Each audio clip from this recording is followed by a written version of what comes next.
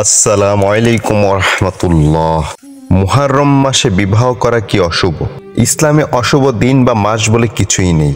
আল্লাহ তাআলা কতক মাস, দিন ও রাতকে অন্যান্য মাস, দিন ও রাতের চেয়ে বেশি মর্যাদাপূর্ণ বানিয়েছেন এবং তাতে ভালো কাজের অধিক বরকত রেখেছেন।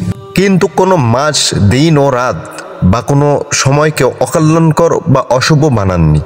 সময় মাত্রই আল্লাহ তাআলার নিয়ামত ও করুণা।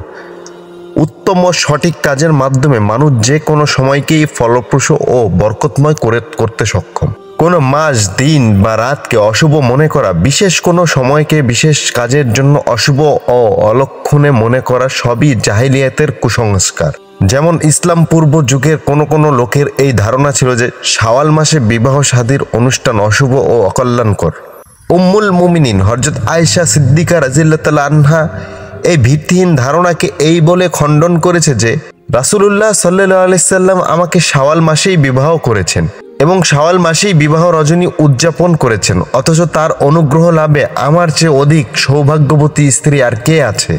বর্তমানে কিছু লোক মুহররম মাসের ব্যাপারে এ জাতীয় ধারণা পোষণ করে।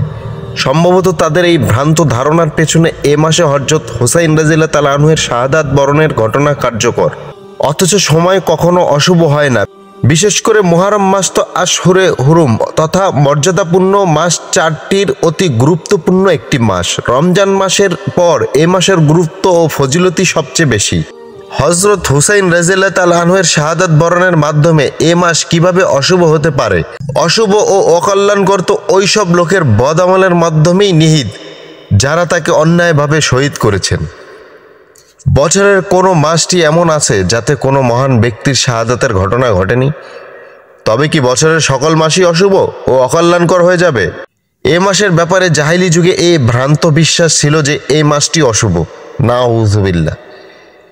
এই জাতীয় শুভ অশুভের ধারণা একটি কুসংস্কার যাকে ইসলাম বাতিল সাব্যস্ত করেছেন এবং এভাবে বান্দাদেরকে এক বিরাট মুসিবত থেকে মুক্তি দিয়ে আরাম ও স্বস্তির জীবন যাপনের পথ সুগম করেছে।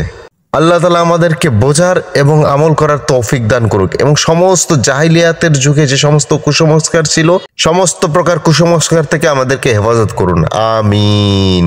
অনুগ্রহ করে চ্যানেলটি সাবস্ক্রাইব করুন এবং শেয়ার করার মাধ্যমে অন্যের কাছে পৌঁছে দিন।